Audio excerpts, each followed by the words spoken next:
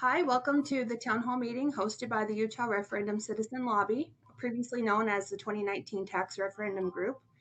We're hoping to expand the reach of both constituents and legislators by providing additional formats for legislators to educate and update those they represent, as well as allow those being represented or affected by actions of legislators to provide feedback to legislators in a real-time setting. And we have Representative Keven Stratton as our guest today, and he represents House District 48. We're hoping that he might just give us a quick update to start with, and then following that update, we can ask questions using the Q&A panel. And if the question leads to a discussion, we may unmute whoever is asking if they would like to interact in real time. Please remember to be respectful, and we know these discussions can get emotional sometimes. And as hosts and moderators, we'll do our best to keep this event positive, instructive, and productive. So thank you, Representative Stratton, for joining us today. Thank you. Would you be able to give us a brief update on your legislation or what you're up to right now? Let me do that. Thank you. It's good to join. This is a fun and very helpful format that I appreciate both of you being involved in and hosting it. Thank you. Well, today, middle of the day, we met, 12 noon today, we met the halfway mark in our legislative session. And the session's been, each session seems to take on a different personality and a different feel. Last year, we had about a third of the House were new legislators, and that created some nice dynamics as people began getting into the rhythm and understanding the process. So there's a little bit more seasoned with this second year. Of course, this will be election year. Every 2 years, all members of the House stand for re-election, which I think is a wonderful thing. Keeps, I think, the House of Representatives stays as close to the people, I think, as any house, or any elected official. Most elected officials are elected for 4 years, but that every 2 year cycle is very, very helpful. As all sessions that in the Utah legislature, we begin very aggressively working on the budget and the budget issues. There's 8 different appropriation committees. Legislator, which is unique for across our nation. Every legislator in the state of Utah sits on at least one appropriations committee, divided in things like higher ed, and education, health and human services, executive offices of criminal justice, natural resource, agriculture, environmental. That's the one I sit on. We all sit on, and we're going through the budgetary process. We're finishing just in the last couple of days.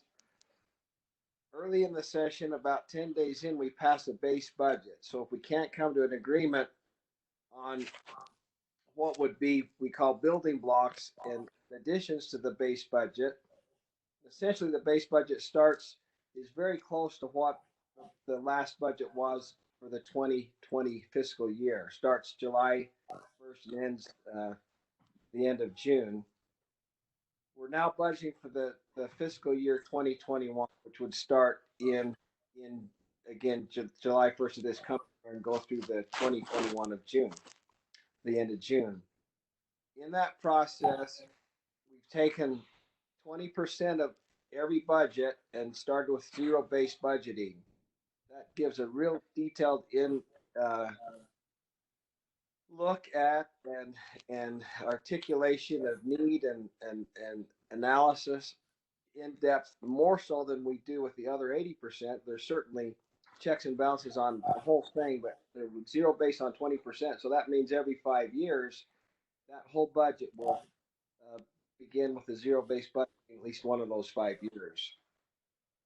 At this point, then, we passed the base budget and we're into the process of looking at what resources, revenues are available to fund things like growth, just the basic inflation, that comes, and then any excess revenues to adjust and look at needs that are on the landscape of our current, where we are in 2020. It's a very good, healthy, robust process. Of course, we have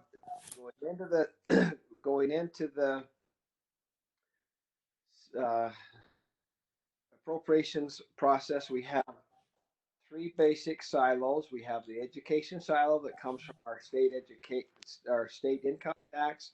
We have our general fund that is primarily sales tax and other revenue sources. Then we have our gasoline tax, and the structural imbalance we've been trying to deal with, that the tax reform package was put together, was to address that imbalance this year. Given the fact that we repealed the tax, in response, a very appropriate response to the referendum, it was very healthy because of the process and how that failed, and the concerns with the proposed tax. We went back to where we started prior to the referendum, and so we have a lot of excess in the education fund, starting with about around 600 million excess there. We had a deficit in the general fund of 2 million. We had a $49 million ongoing surplus. Surplus means there's more revenue than we budgeted for in the 2020 session, so that would be additional money that could be used to return the taxpayers, or various things. And then in the one time, so there's a 49 million ongoing and a 51 million deficit in the one time. So we had a net of a $2 million deficit in that general fund, and then the gasoline fund, the road for our roads and so forth, was about where we expected it. So that's kind of a summary, broad based. We're looking at this point in different appropriation requests and different bills that have fiscal notes. An example would be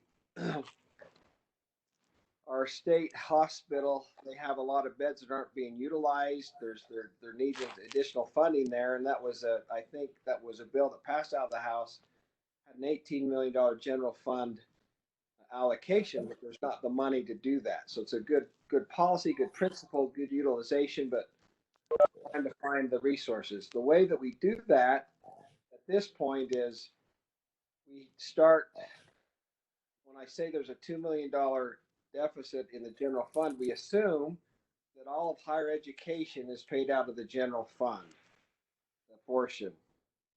And going back to the mid-90s, 1995, there was a constitutional amendment that said the state income tax can pay for both K through 12 as well as higher education.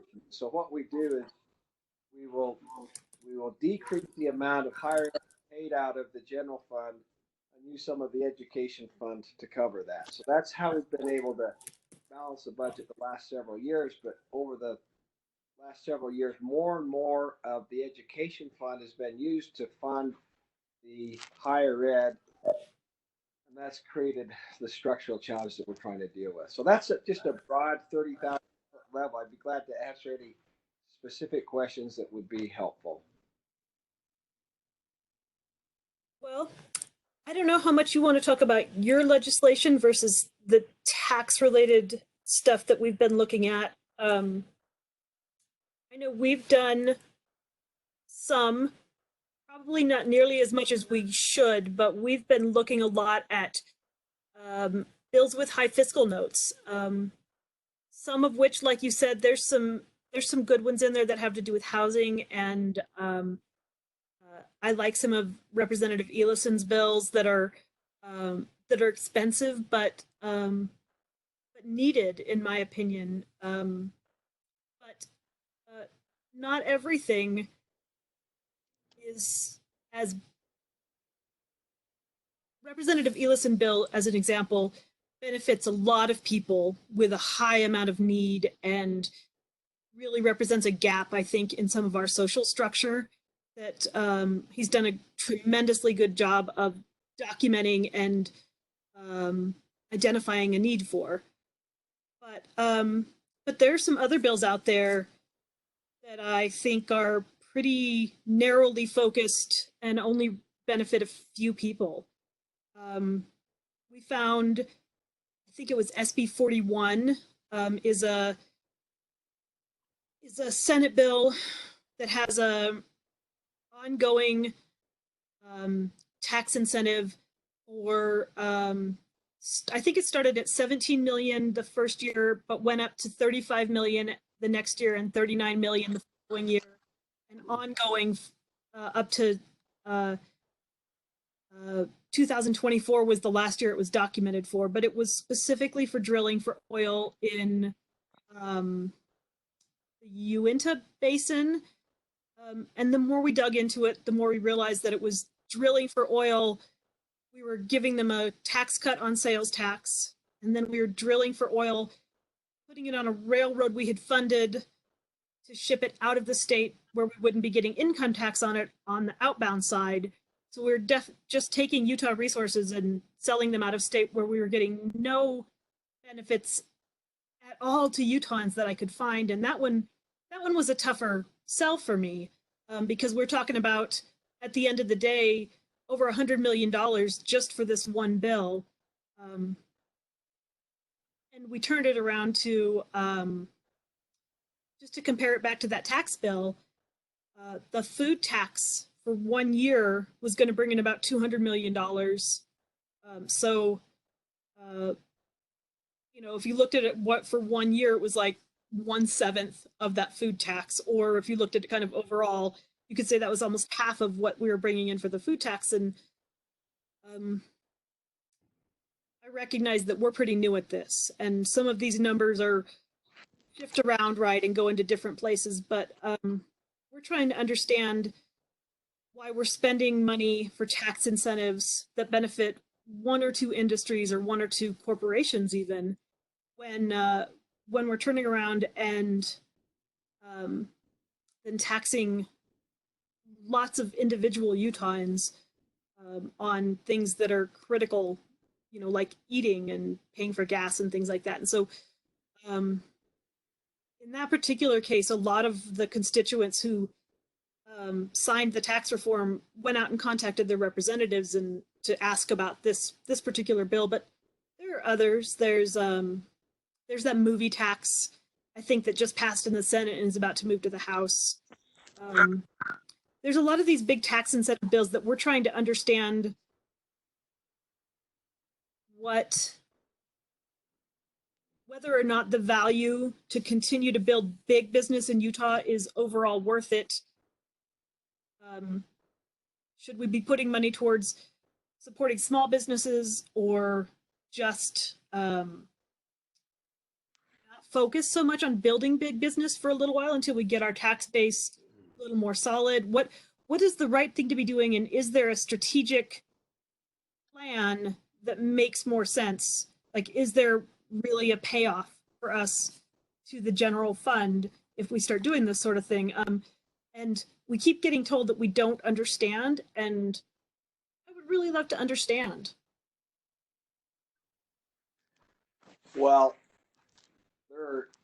that's a great perspective that you've shared, and it's frustrating to be told you don't understand because if it doesn't make sense to you, why would it make sense to others, and why would you go in that direction? I think that's a very valid point that you're making, and that's why process is so important in what we do. And let me just talk about process. You can have really good policy, but you need to have the companion of good process. And good process means you have the chance to present the idea. There's an opportunity to understand the idea and then begin to weigh in to vet it and to see if there's a real consensus once we understand it, what we've had input on it, if that's the best direction. You have, obviously, as you know, we have over 3 million citizens, and not one of them are exactly the same. And how do you capture the uniqueness of Utah and all the good that's there, and bring in the great brain trust and expertise, subject matter expertise in so many different areas? How do you allow that to weigh in the process to allow with the best policy? I can share there's different perspectives that you look at but I appreciate two or three things you said. You know, recognizing, hey, we're new at this. That's wonderful. Just keep at it. You'll gain more. You know, greater experience and look, and that's what we all need to be engaged in as citizens. So I commend warmly that process, and we need to have a good environment that promotes that, promotes understanding, and that can bring us in, bring Utah to the very best version that Utah can be as we're able to engage in a good process. The specific bill you mentioned, I haven't had a chance to read it or the details, but in general practice, the notion is that if businesses are going to be involved in certain industries, the reason that you'd want to have a business here is because as they're here, there's an opportunity to create jobs. There's an opportunity to create profit and create an economic contribution in many ways. And a lot of times, those big companies that you're talking about support the small companies in this way because their employees want to go. For example, if you have a good those jobs that are created, the people are out doing the things that that come along with life. They're building homes. They're seeking entertainment. They're going to dinner. They're engaged in the community, and all that one job spins off into many other jobs and an economic churning that then spins off additional opportunities. And so the balance that you're trying to strike is, and you say, why would we give a company a 20 what starts at a $17 million break and goes up? It's because of without that company, this is the theory behind it. Without that company, that you're going to have less benefit than than the cost or the benefit, the tax cutting is smaller than the overall benefit that comes. And without having that, they're not able to compete in the marketplace. That's one theory, but that you have to be. You can't favor outside companies over those that are already here and doing business and engaged. And so, those are. I'm just trying to explain different paradigms that weigh on why would that policy even have be a bill? What's the rationale behind it? So that's the rationale. Now it needs to be vetted. You need to have good process. You need to look at priorities. And you mentioned Representative Elison's the work that he's doing in suicide prevention and mental health issues. That's a real issue in our criminal justice system. Mental health is a real contribution to those that are involved in the criminal justice system. And so if we can address the mental health going in, not only are we there's savings that take place in all sorts of rehabilitation and so forth, but there's also the productivity. So you're getting both sides of that coin is the money that you put towards it. So it becomes a matter of looking at all these issues. In other words, that $50 million that would be given to that industry would actually churn hundreds of millions of dollars of revenue coming in. So that's why it's an upfront cost, but that's the rationale behind it. Same with Representative Elison's. The investment now, it's like building a fence at the top of the cliff versus having a whole bunch of ambulances at the bottom. It's much more economical and much more healthy and productive in so many ways to be engaged in that. So that's what we're doing, and your input and you're looking at those bills. That's very impressive what you're doing and how you're diving into these things is very, very helpful because as a community, as a society, we can decide what are our priorities because there's never going to be enough resources to meet all the than wants, certainly. And so you have to say it becomes an issue of prioritizing what's important. And I've had those discussions as we've had these bills come before us. Different, you know, part of it is, yeah, this is a great policy. We want to do this, but what about that price tag? And you'll see as you look at we have the list of bills, and there's the bills that have fiscal notes have a different color on the board identifying that there's a fiscal note as well as a policy issue. And if there's not a fiscal note, if it's just a policy issue, then they're colored different. You know, we have ways of keeping track of all these things, you know, as you get into it. But that's great input that you're offering. But that's the analysis. So I'm starting to do, so I'm seeing what you're saying. If we can provide enough jobs with a $39 million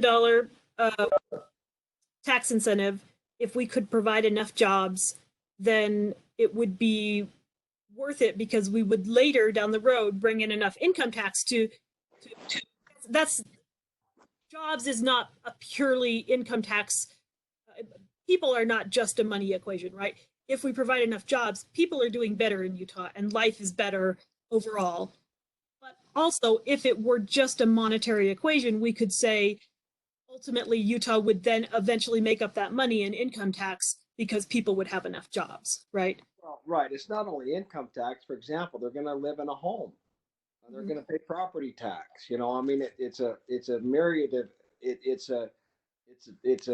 it's a comprehensive contribution, and the notion is that business, they're not going to pay sales tax. It's a sales tax on their equipment, and so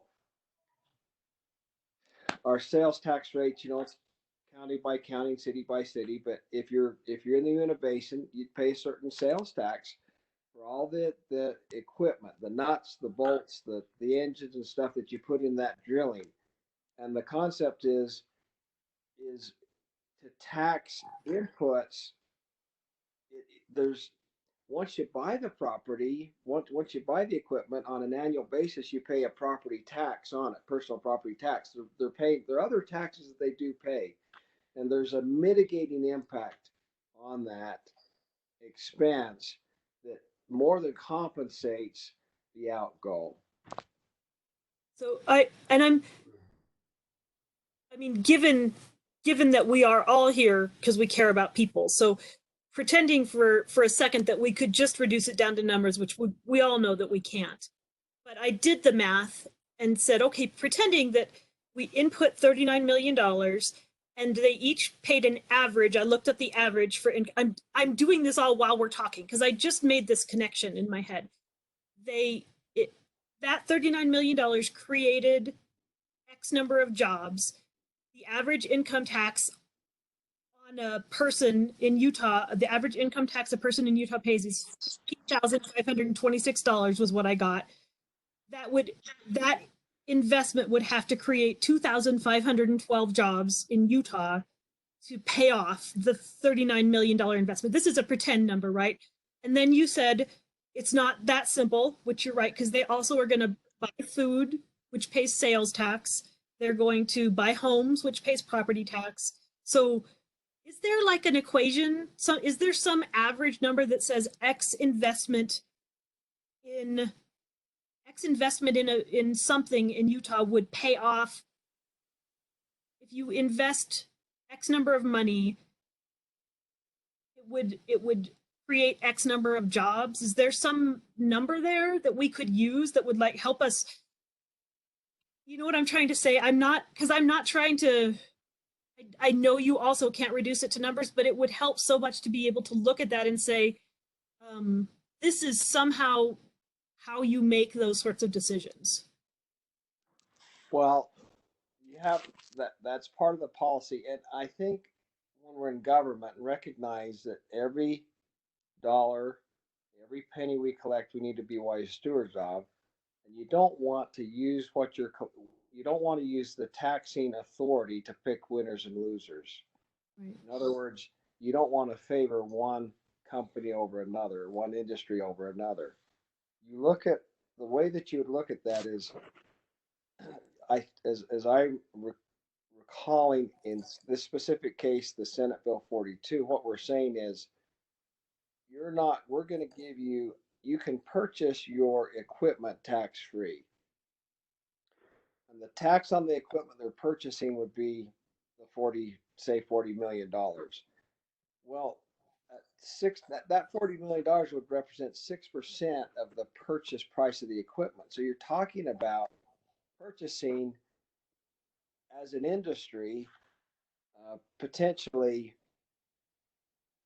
$500 to $600 million worth of equipment that wouldn't be purchased potentially without having that resource, that that that that that business model. So you look at the jobs that are being created by building and providing that $600 million worth of equipment. You look at the uh, the benefit as the oil is extracted, or the resources, minerals are extracted. Utah gets a what's called a royalty of all those minerals that are extracted, and so there's several different sources of revenue and several different jobs that you look at. Now, when we create a fiscal note, that $40 million fiscal note was, this is how much we're giving to implement this strategy. This is how much revenue that's going to be foregone. What's the challenging part of it is, you say, well, what's the real benefit? And that's the point that you're saying. How do we get to that number of what is the benefit of providing that tax incentive, or that tax benefit, or that tax favor on that?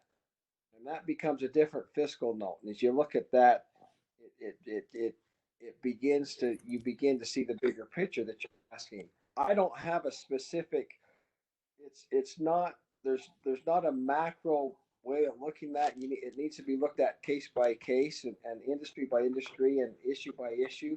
But that's part of that balancing of the policy side. Then, what do we want to do? What do we want to do in terms of what levers can we adjust? What things can we do to make sure that we have this robust economy? Our economy, for example, is we have the most diversified economy of any state in the nation. As you look at the cross section of industry, we have, there's a lot of things that are going well and right, and so you don't want to make too many changes. You want to just kind of you want to do all you can to continue the momentum of where we are, so that economy is spinning off lots of opportunity and revenue. I've always said, if you want to, we need to increase our revenue to provide the education and roads and the goods and services that are appropriate. You need to grow the pie. You need to grow the economic pie. You don't increase the tax, you grow the economic pie. In fact, a lot of times when you give tax decreases and cut taxes, that stimulates the economy. So all those factors are going into play as you look at that policy. But it takes, again, if you got to have good process, you got to be able to present the notion, and give everybody a chance to understand the notion, and then weigh in on it. Well, we got deep in the weeds on that one, and that's we spent several weeks now. Yeah, we did. Sorry. Weeds, but I'm going to let Rebecca take the next question. She's got some really interesting thoughts with you. Okay, you can hear me, right? Okay. So when I reached out to you initially after you voted on the repeal of SB 2001, and you were the only one in the House, at least, that voted no. And so I wanted to understand what your reasoning was. And I'm having a hard time hearing you, Rebecca. I'm sorry. Okay.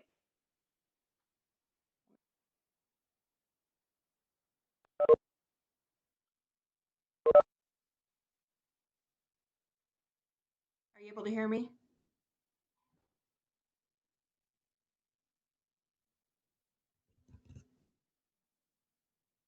I'm not able to hear you. Can you hear me right now? Yes? No. Wendy, why don't you go for it? I could hear you now. That was really good. Try one more time. Okay. Can you hear me, Representative? I can, yes, now. Okay, great. Yes, I can hear you. Good. Okay. So yes, when I reached out to you initially, it was about your no vote on the repeal of SB 2001, and maybe you wanted to go into your thinking on that. I did your response with your permission in our tax referendum group, but there were some people that had more questions, I think. So maybe you want to go through your reasoning on that a little bit.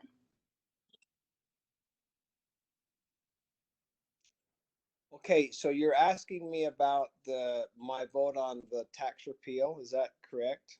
I'm not. Yes. I cut Yes. some of that. That's right. Thank you for the question. As we went, as we went through that whole process, I was very, very concerned with, and I'm using the word in different ways. I was very concerned with the process and how that played out, and I felt that the citizens, didn't have the chance to really to comment and to look at the. When I was talking about process, I talked about you present the idea, you allow everyone to understand, and then offer input, and that really was a big problem with the tax reform uh, efforts that took place through the interim. There were, however, some good things in that tax that I thought were worthwhile. One was the dependency, reinstating the dependency, the on your state income tax. You can claim dependents and have some tax allowance for that. That was lost in our federal tax reform of 2 years ago. And we've actually been receiving, because of that, the loss of that, over the last 2 years, we've received revenues of $80 million each year approximately. And a measure of the excess or the surplus we have is from that unintended tax consequence. What I heard is, I heard a lot of narrative that said, we've heard the people's voices, so we're going to not do anything during this coming year related to tax reform, and that I opposed that. My sense was we have a citizenry that is engaged more now than they've been. That's very, very helpful. We need to have all hands on deck, Team Utah, to work on this. There's some positive things here, and we need to seek to pursue those positive things. Certainly the negative that I think many of us agree on that were not appropriate, we can trim out of. We can trim and cut and prune it, but let's not lose the positive momentum that's there. So that was a lot of the genesis behind that. Looking at the good that's there, looking at the energy around it, not wanting to just put it in an icebox now for a year, and continue the work on the things that appropriately need to be done on that we can all agree on. So really, just a principled stance. Does that make sense? Were you able to hear what I said? Yes.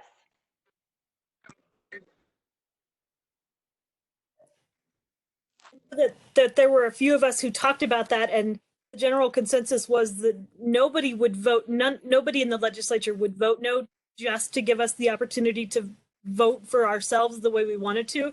So when you did, a lot of us were really pretty impressed with that. So thank you for that opportunity. It meant a lot to me.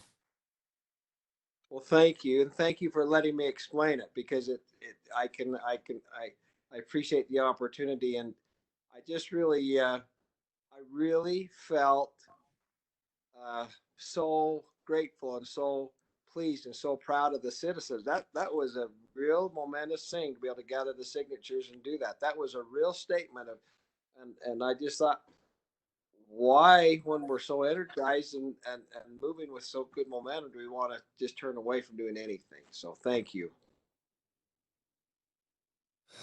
Well, I don't know that I want to say thank you for the opportunity to to do the referendum. That was a lot of hours, but it was fun. Met some great people. Yeah, you experience what I experience every 2 years or ongoing as I get out and meet it. You develop great hope in the goodness of people and the great freedoms that we enjoy. I mean, that's a pretty remarkable thing. There's a lot of places in the world that citizens do that. There would be bloodshed, and it's that we can interact in a good, civil, positive way and bring people from side to side and up to down together. That was a remarkable thing, and that's what I again. I think there's a great opportunity to move forward on what works and what's right. So that's the spirit of it. And you're a different citizen now than you were 6 months ago as a result of that. And I'm frankly a different legislator than I was 6 months ago. I mean, it's helpful and healthy all the way around. So.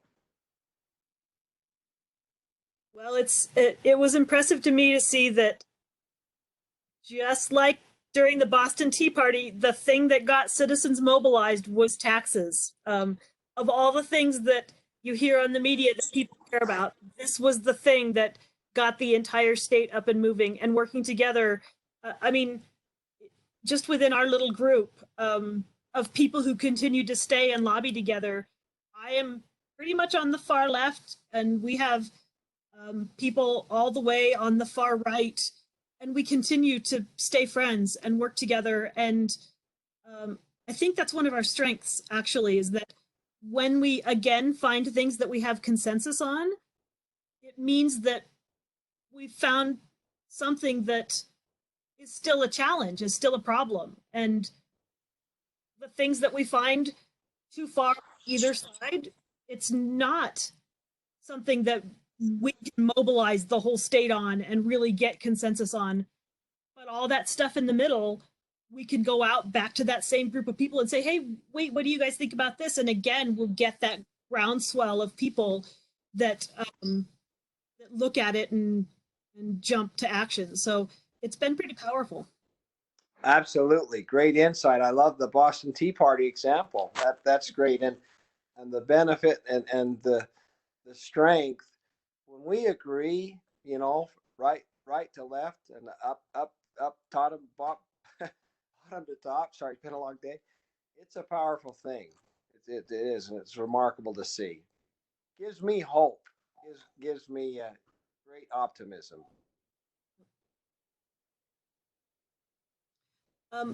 We have other folks here on the call. Emily's joined.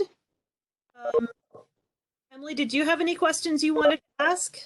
I can unmute you. Oh, no, I'm just interested to hear what he's got to say. Okay. Lindsay, how about you? Oh, I'm unmuted now. Hi, I missed the very beginning of this call, so I apologize if I missed you talking about this. If you had spoken about your bill on abusive conduct reporting.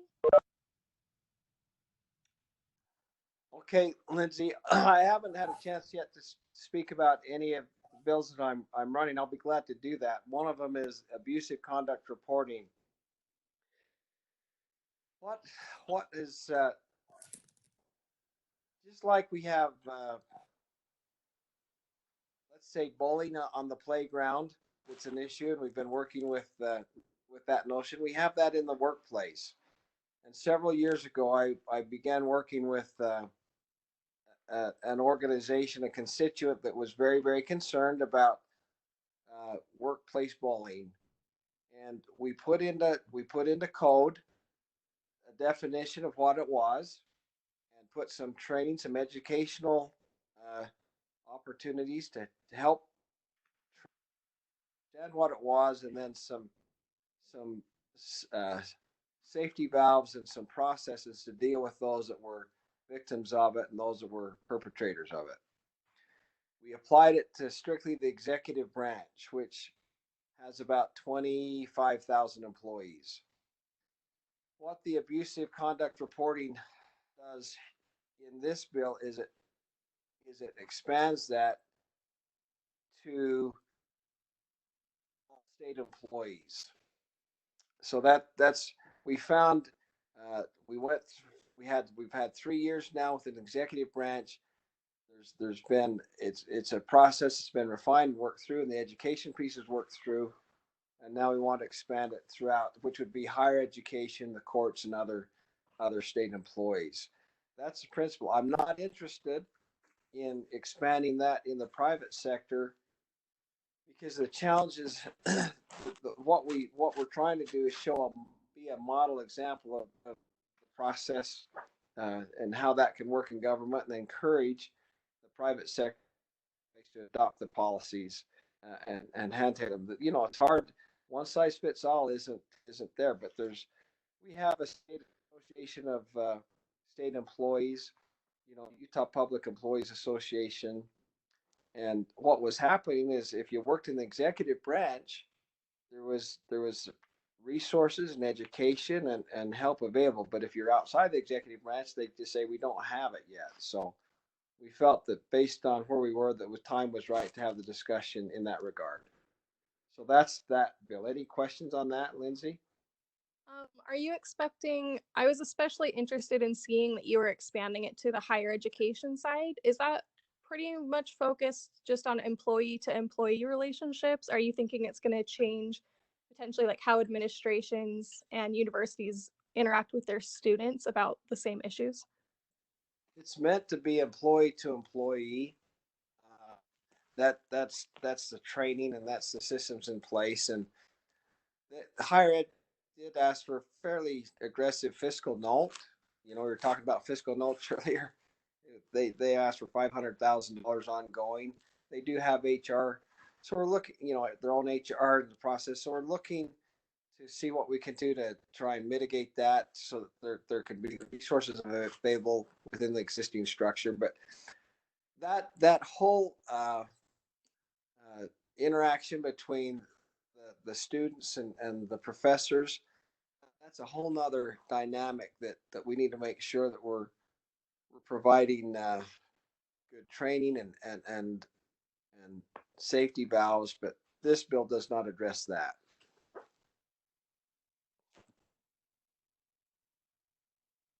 So as far as resources, you mentioned that like it's adding resources to people. Is that mostly just having someone you can go ask questions to? Yeah, well, so there's a training piece, and then there's a reporting piece that you have that the human resource department is set up that if you can go and you say, look, I've been subject to this, then there's an investigation, and then there's a finding, and there's an opportunity to have an independent outside uh, evaluation if you feel like the investigation hasn't recognized the challenge that's there. So that there's some safety valves within the process. Sometimes you have, unfortunately, a lot of times the supervisor, the one that you report to, is the one that's causing the problem itself. And so there needs to be some independent resources available, and it takes care of that.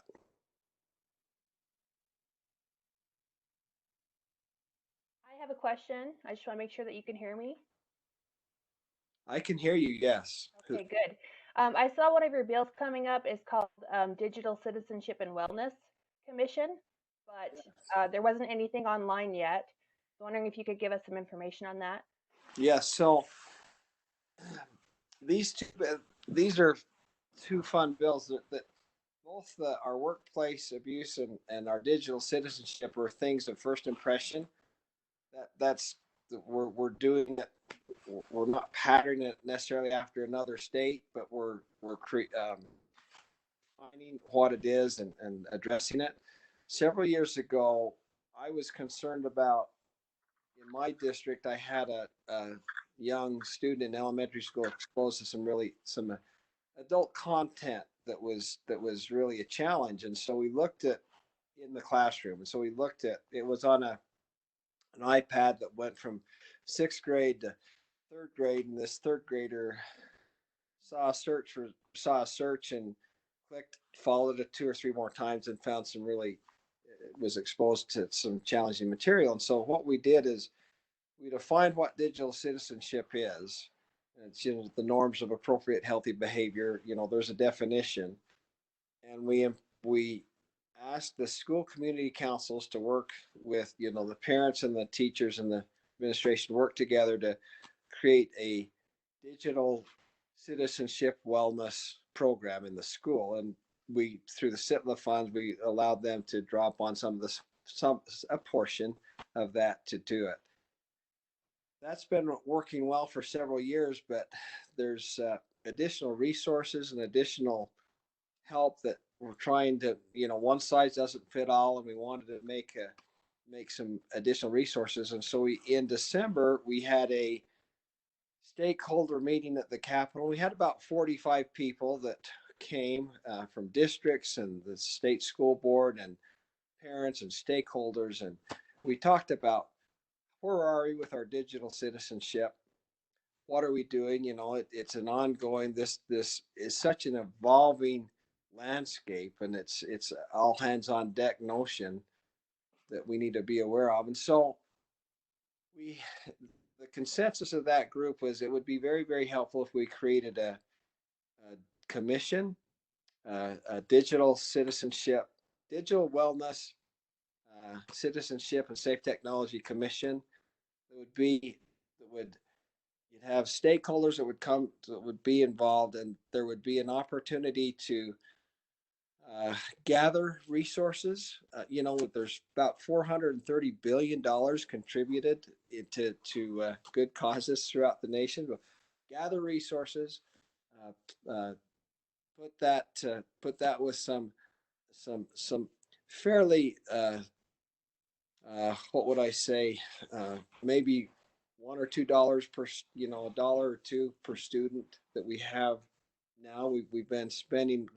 That there's current funding to provide some resources in the schools, but to go out and try and get some matching funds, and then put together options that each school could select from a smorgasbord or a buffet of different options that would fit them in their own specific way. It's trying to bring a lot of the different ideas and solutions together to strengthen and synergize, and then provide some opportunities for the schools and the students, and also those that are stakeholders in those students' lives, in a way that doesn't put any undue influence on regular curriculum. Really, our digital citizenship media is a thread in the whole educational environment at this point. So what can we do? Maybe some after school opportunities. My family, our children are beginning to have, some of our older children starting to have children, and they attended just a remarkable event at the junior high, our local junior high school, that was really, what would I say, definitional for them in their parenting as they work with technology and raising their children. So it's certainly presenting the idea and being a resource. It's meant to be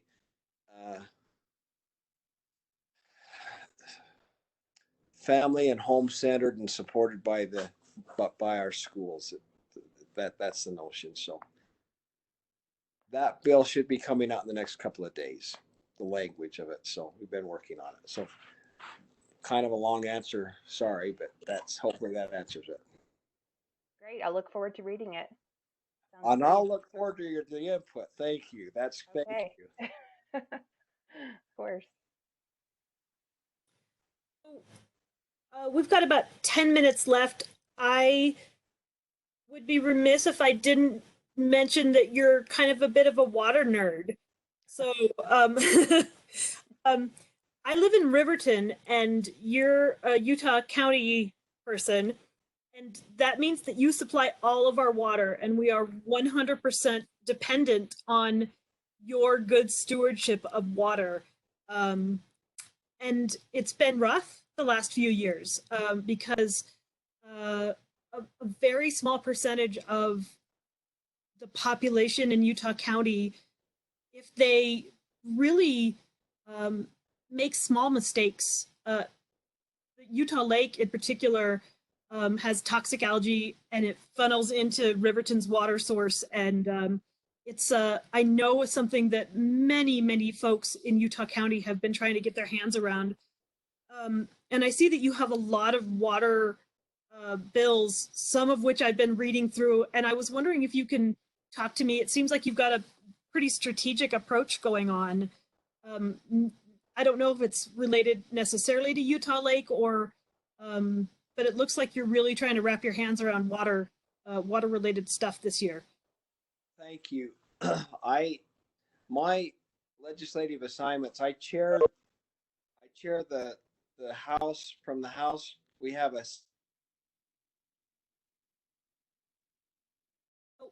so I chair that. And then I also chair our natural resource quality standing.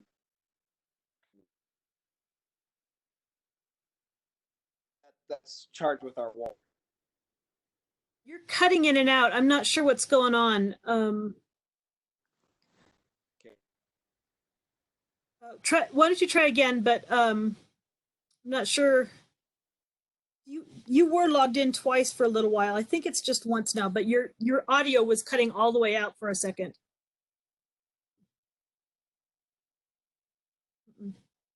Nope. Well, let's.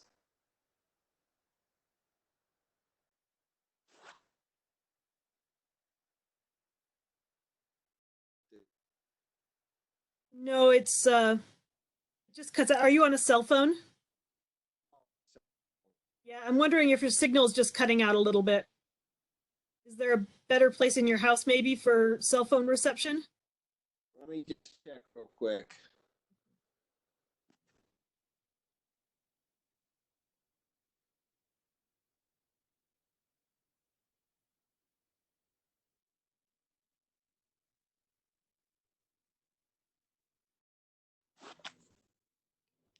Does that help? Can you hear me now?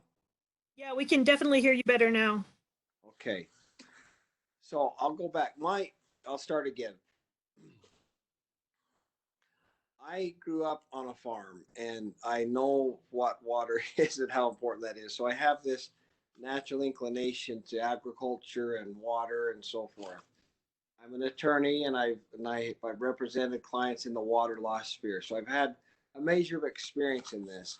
In addition, my assignment in the legislature I chair the Legislative Water Development Commission from the House. There's a Senate chair, and we have several members and subject matter experts on that commission. That's charged with vetting and bringing forth the water policy to the legislature for consideration. I also chair the Natural Resource Agriculture Environmental Quality Standing Committee. So those assignments lend themselves to being involved in water. This is a fairly heavy water year that we're dealing with a lot of bills. We have a constitutional amendment is one of the pieces of legislation I'm running that'll be voted on by people. There's state water policy that I'm running, and there's other things. I'm also involved in appropriations requests in Utah Lake to address the harmful algal bloom issue that you referred to. So those are all related. You've got to get water right.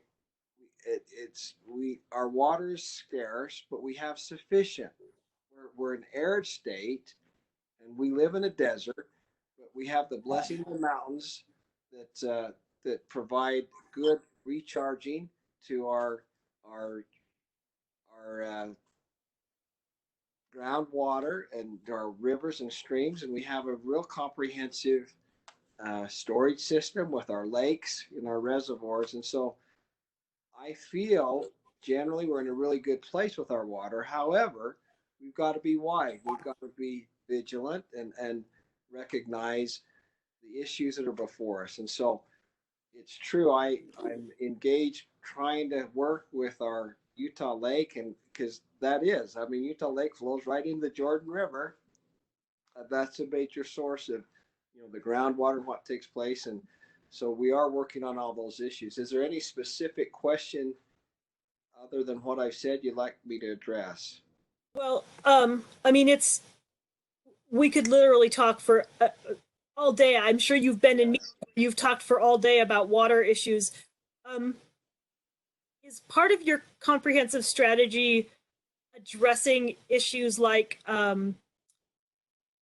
there's a big issue to do with fertilization, some to do with agricultural fertilization, but actually more to do with homeowner over fertilization leading into lakes and then polluting, and that has to do with algal bloom.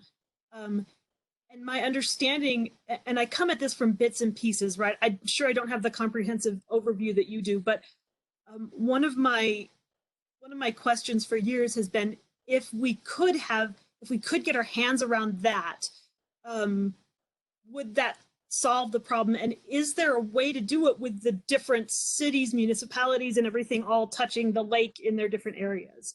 Is that something that you guys are working on? Yes. So what we're doing, when you say the lake, are you referring to Utah Lake? Is that Utah Lake is the one I have the most connection to because, right. I also grew up on a farm. So even though I only use secondary water for my yard now, my dogs swim in the irrigation canal. I know they're not supposed to, but I'm a dog trainer, so that's what they do. And so when the algae comes, like the water goes toxic, it gets on our lawns. Our dogs can't play in it. Cattle can't graze, and so I don't have a farm anymore, but I feel it, right? Because I feel for all of the farmers in Riverton and Bluffdale, and that's our only. We don't have any other contracts, and like these days, nobody will sell water ever. There is no other option, and so we're stuck. One key doctrine in our water policy that is important is the water. Nobody owns water; they own the right to use the water. Mm-hmm. And the water is actually owned by the people, by the people of the state. That's a one aspect. So you have the right to use the water. That's what you own. The water quality, we've funded a study 2 years ago that began assessing the very issues that you're dealing with. As you look at, for example, our water, the lowest water source in the state generally is the Great Salt Lake, and the nutrients that you gain through the sewer treatment plants and through stormwater is actually beneficial to that ecosystem. Mm-hmm. And so a certain level is helpful. One of the sources of the alga bloom is phosphorus, and so you look at the phosphorus load that comes into the lakes through fertilization, through our storm water, that's runoff in storms, and then our sewer treatment plants. And that has been there's studies, and then one of the appropriation request I'm asking for this year is a peer review of that study. So we're getting a good robust dialogue in that regard. What to do to address the alga blooms. We're also looking at another option, some other options in the marketplace that treat alga blooms early to prevent their transitioning to the toxicity levels that create the problem. We're trying to approach it from each one of those points, and so that's your question. That's how we're dealing with it. We have a natural phosphorus abundance here because of the remains. We all live on the lake bed of the old Bonneville Lake. That's where we are, and that left a lot of phosphorus. So, you generally, it's an education piece, for the homeowner. We don't need generally phosphorus. potash to fertilize. Nitrogen is just fine, just using nitrogen and not the blends that are there. So it's an education piece. It's looking at what the sources are and how can we remediate them. You look at a lot of our sewer treatment plants and the water coming out of the sewer treatment plants. You have trout and a very, very vibrant ecological ecosystem in that area. Utah Lake itself, there's challenges with the shallowness and the carp that stir it up that are there, and we're working on removing the carp, for example. So there's a lot of different initiatives and things going on, and I think I'm optimistic of the improvements we're making, but we need to continue and make sure. One thing that we really need to care for is the quality of the water leaving Utah Lake and going through Jordan River. You know, that great population base from here to Salt Lake, the Great Salt Lake. So those are issues, and it's not being ignored. There's lots of studies, a lot of innovation in that regard. I could literally talk about it all day. We don't have time, but I mean, I have friends who work at the sewer treatment plant in Utah Valley, and I have talked to them for hours about it all day long, and everybody has their opinions, and it really is a fascinating topic, and I'm really glad that you're working on it and that there are great minds, you know, putting their efforts into it. It's a challenge with as many people as we have, and double the population coming in another 20 years. So we've got a lot to think about. Does anybody else have any other questions? I feel like I've taken up a lot of time. Hour mark. Yeah. Representative, keep you all night. was there anything else you wanted to share? A lot of people watch these afterwards, and is there any legislation you wanted to talk about that we didn't get to? Well, I think we've talked about generally most of the things. I appreciate the questions. I would just share how grateful I am for this opportunity. This has really been helpful for me. And the more we can engage in this type of dialogue and explore the issue, look for ideas and solutions, and come back and then swing back around, the better we're going to be. So I would just commend all those who are engaged in this process, and well done. I'm very, very impressed, and you've raised my optimism for the future of our state. Thank you.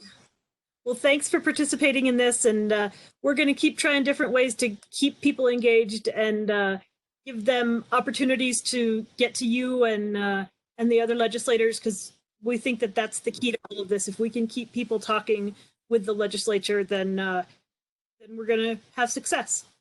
Thank you. My role is to be the servant here, to be the servant and to be as transparent and be held accountable. Thank you. I'm not going to be perfect, but I'm going to certainly, I can be perfect in trying the best I can. So that's my goal and ambition. So thank you for the opportunity to be with you tonight.